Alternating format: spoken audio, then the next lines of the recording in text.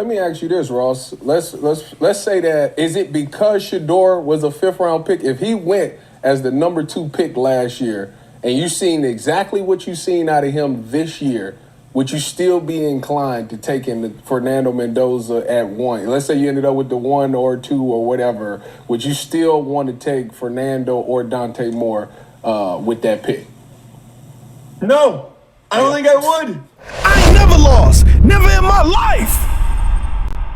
What's good? What's good? What up, though? YouTube world, what up, though? Hey, listen. Man, we got a show today, man. We got to talk about Shedeur. I've been preaching and preaching and preaching to y'all the most egregious crime that was committed by the goddamn NFL.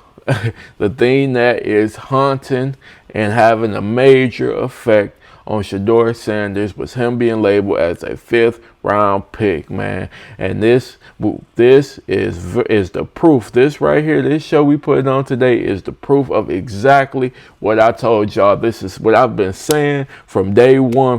If you watch my videos, I've been preaching this like, hey, by him being a 5th-round pick, it is fucking people's head up from what they're even seeing.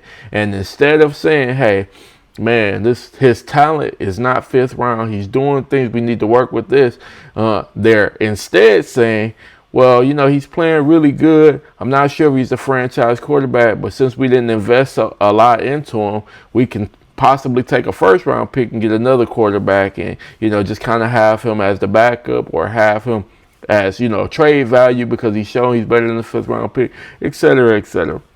It is twisting these people heads up, and we got a video of Ross Tucker on the Ultimate Cleveland show saying just that man, if he wasn't a 5th-round pick, I would say for sure he's the starter in 2026. And I've said this on how many videos? If you tuned in, how many videos have y'all heard me say this exact thing? If he played exactly how he played now, but he was a 1st or 2nd-round pick, 100%, he would be a lock for next year, man. And now y'all are seeing exactly what I say coming to fruition, man. We're going to tune into the show.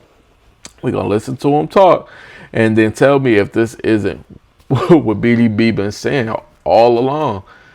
Just that label, a 5th-round pick, is blowing these people's mind. They can't think past it. And it fucking sucks, man. But let's hear Ross. Let's hear him out. Yeah, on a scale of 1 to 10, with 10 being this guy's definitely going to be a starting quarterback in the league, 1 being there's no chance he's a starting quarterback, or I wouldn't even say starting, I'll say good starting quarterback in the league, 1 being no chance, where would you put the number for you right now? I think this is an awesome question, and I think this is the relevant question for the Browns organization moving forward and what they want to do in the offseason. What I think is wild about it, and I learned this in college, and it's involved, but the short version is this. I'm going to give you a number, and the number for me is like a 5 or 6. Okay, I would say a 5 or 6, meaning I think he's a little bit closer to showing he's the starter than he is to showing he's not. Okay. But what's wild about that is I wonder, and I don't know the answer to this, and maybe you guys do, I wonder how differently I would feel if he had been the 2nd overall pick in the draft as opposed to a 5th rounder. Does that help him or hurt him? Does the fact that he's exceeded expectations as a 5th rounder help him? Or if he was the 2nd overall pick, would I give him more the benefit of the doubt? I'll take even a step further. Yeah. Based on talking with guys from other teams and people with the Browns, my expectations were even lower. You know, when people told me what he was like in the combine meetings, concerns they had about him from a football IQ standpoint, you know, I lowered the expectations even more. So I would say in general, he has exceeded my expectations. And I don't know how much of that is my expectations or based on what other people told me during the pre-draft process, but he has played better than I thought he would and really that I was led to believe he would. Yeah, so he's already taken a big step forward because he's taking ownership and he's saying, hey, listen, I was told that his IQ was terrible. I was told he was an asshole. I was told, you know, he isn't really that good. And then he came like, hey, man, he already blew my expectations out the water, but my expectations was lowered by people saying shit to me. That is a big step. He's being completely honest. I respect Ross Tucker for laying it out completely because a lot of people won't even lay it out completely like, hey, man, I kind of was listening to motherfuckers and that kind of fucked up my head. So that's a big step forward, but you already hear him saying, I don't know how I would think if he was a 2nd round pick versus a 5th round pick. I probably would give him more of the benefit of a doubt. Or, I might think he was playing less than, not as good as a second round pick should play. I'm not really sure, but you can see him already kind of leaning like, hey, man, if he was the first or second, you'll be like, man, I see some pieces. I see some great things he can do. If we get him some more help, he can probably be what we thought he would be, which is a franchise quarterback. But let him keep going. So very, very interesting. So now, would you be willing to give him 2026 as a starting quarterback? Let's say the Browns finish top 3. They finish with the top 3 pick. What would you do if you were the GM? Yeah, I love this question because so often when I talk to other people, they'll just say, should Shedeur be the quarterback next year for the Browns? Should Shedeur start next year? And what I always like to say is, well, what are their other options? Because life comes down to options. If they had the number 1 pick, I would say no. I would say I would probably take Fernando Mendoza. I would feel more comfortable. I'm just going if I was the owner or if I'm Andrew Barry and my livelihood. Probably my only chance as a GM depends on it. So listen to him right here. This is very important. He's saying right now he would take Fernando Mendoza, who hasn't really shown. Indiana ain't played a whole lot of crazy talent this year. They did beat Ohio State, and that's what they're hanging their hat on, but he didn't even have the greatest game versus Ohio State. But no, nevertheless, they won the game. He had a nice drive at the end. They won it. Cool. That's great. But let's focus on Shedeur and the 5th round pick, because right now he's saying I will go with Fernando Mendoza over him, but it's strictly because he got drafted in the 5th round, and you'll hear him lay that out. Here he goes. I think Mendoza is a safer bet. Now, Mendoza, I don't even know if he has the same upside as Shedeur. Mendoza is very Jared Goff-ish to me. Gives me like a Kirk Cousins vibe. Maybe some of that's his personality. I don't know. But I feel like I would be more inclined, maybe because I'm a conservative person, to bet on Mendoza. I think the one that's interesting, if the Browns have the 2nd or 3rd pick, I don't know how you don't turn pro if you're Dante Moore. And I know Phil Knight funds Oregon and he can get a lot of NIL money, but you can't go any higher than top 5. Think about where Nussmeier thought he was going to go. Mm-hmm. Think about where Drew Aller thought he was going to go. Dude, if you can go top 5, you got to go. You got to go now. Yeah. And so I think Dante Moore will turn pro, and I think that would probably be a tough one to turn down for the Browns. Would be my guess if they can pull the trigger on Dante Moore with how impressive he's been as a first-year starter. So that's why I say it's about the next best alternative. If the Browns had 4th or 5th or 6th and said, you know what, we're not sold enough on those guys to move up to give up a bunch of picks to take them. We'd rather give Shedeur 2026, let it play out, and then potentially take a quarterback in 2027. I can live with that one too. Let me ask you this, Ross. Let's say that, is it because Shedeur was a 5th round pick? If he went here we go right here last year, and you've seen exactly what you've seen out of him this year, would you still be inclined to taking Fernando Mendoza at 1? Let's say you ended up with the 1 or 2 or whatever. Would you still want to take Fernando or Dante Moore with that pick? No, I don't think I would. Listen, there it goes. This is the harm of Shedeur becoming a 5th round pick. This right here. This is the exact, you see what you're seeing on the football field. You can see the talent is there. You can see if he has some pieces around him, he'll probably show out. He's shown you all the qualities you want as a quarterback, as a leader. The actual team is willing to follow him. They speak glowingly of him. They rock with him, and all the qualities you want in a quarterback. But because he got drafted in the 5th round, people like Ross Tucker, and this, again, he's being completely honest, so I actually respect this. He's saying, I don't think I would feel that way if he got drafted in the 1st or 2nd round, but because he was a 5th rounder, I'm in my head, we should go get another quarterback. That's fucking crazy. That's crazy. He sees all the talent, but because he's a 5th round quarterback, he thinks we should go get another quarterback. That's crazy. I'm going to let it keep going. I think I would look at it, and isn't that crazy? That is illogical. That is illogical. Look, take away my Princeton degree, okay? That is illogical. But it's so funny, because if you took him number 2 overall, you would focus primarily on the positives, the upside. Like this last game, I don't remember seeing Shedeur run like that at Colorado. I know he did a little.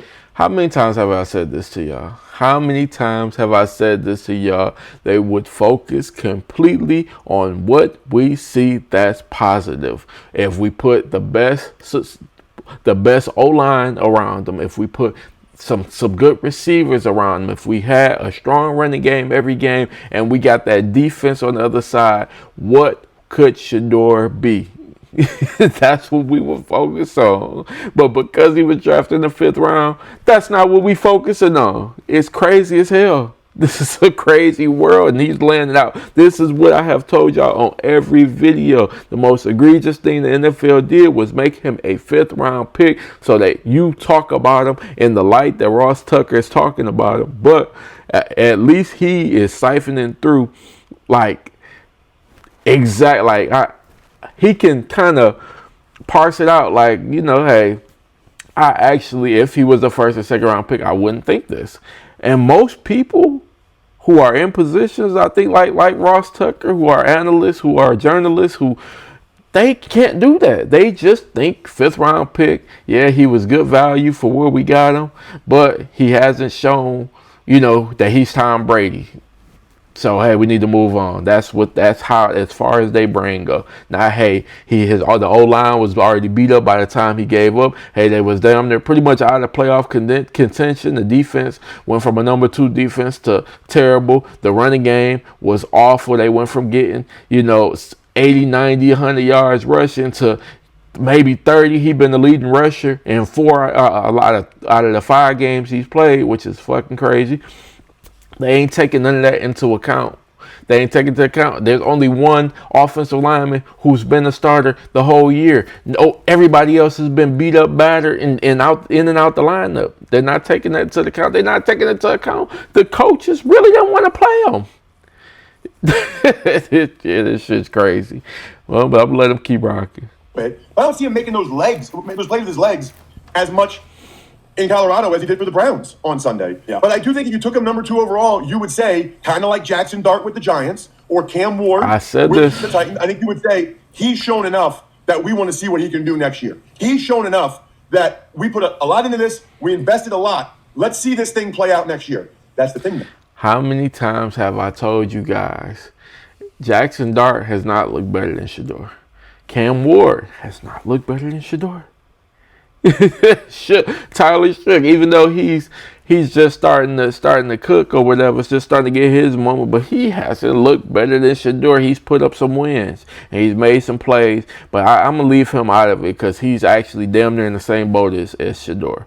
He's damn near in the same boat as Shedeur. Overall, out of the rookie quarterbacks, I would say the one who showed the most promise to me, and get in my comments and argue if you're wrong, is fucking Shedeur. And if you said he's looked the best out of all the quarterbacks in the draft that happened in 2025, you would be like, well, hell, shit. If he's looked the best out of all the quarterbacks, and at least 2 of them has the keys handed over to him, we would, at minimum, let him play out the next year, because it really ain't Mendoza or Dante Moore. Neither one of them have shown franchise quarterback qualities. This is Dante Moore's first time really even cooking. This is his first season as a starter, and Fernando Mendoza, just like he say, Jared Goff-ish, like he looks decent, but he got a great running game and a great defense, and they ain't really played nobody. So I mean, these playoffs is gonna tell a lot, but I'm gonna let them finish this out, and then we'll end it. Yeah, the Browns didn't invest a lot in Shedeur Sanders. Right. I don't think they did have a big conviction on him. We know they didn't. They took Dylan Gabriel in the 3rd round. So they didn't go into this thing with a huge conviction for Shedeur and what he can do. But that's also why I would be okay if they went that route. If they say, you know what, we got a guy making a minimum for 3 more years, and we can see he might be every bit as good as Cam Ward and Jackson Dart, and maybe even the guys coming out this year, that to me is a perfectly acceptable decision, which is why, look, there's 2 more games to play, but I don't have a problem either way the Browns go. I would say because Shedeur is a 5 or a 6. If he, guys, was a 3 or a 4, then you definitely try to draft the guys. Yeah. If Shedeur hits 7, let's say over the next 2 games, okay, Shedeur plays really well, and Bull asks me 2 weeks from now, what do you think now, Ross? And I say 7, then I don't draft somebody else. Then I stay with Shedeur. He's got to, in my mind, get to like 7 to be like, nope, this is our guy for 2026 no matter what.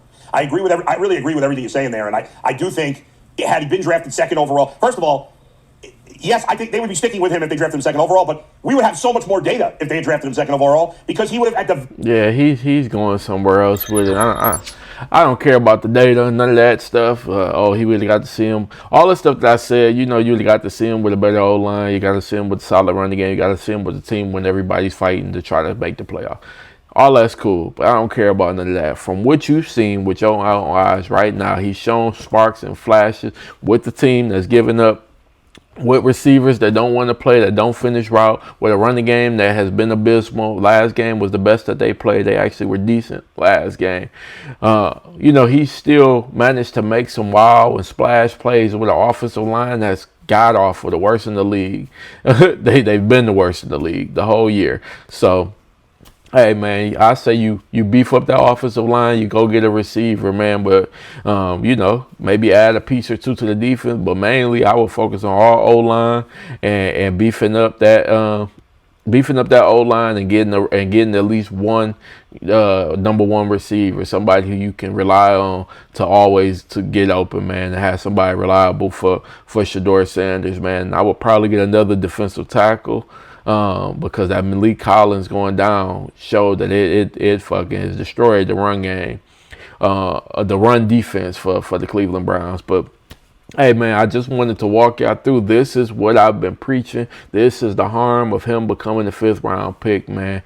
Hey, this damage. I don't know if this damage can be fixed, man. Aside from, again, Shedeur having a 500-yard passing game, the Browns may move on. I hope not, but him being the 5th round pick is really the only thing holding him back, because he's played better than all the other rookie quarterbacks, man. It's BDB, man. NevaLoss Pod. I appreciate everybody for tuning in. Like, comment, share, subscribe.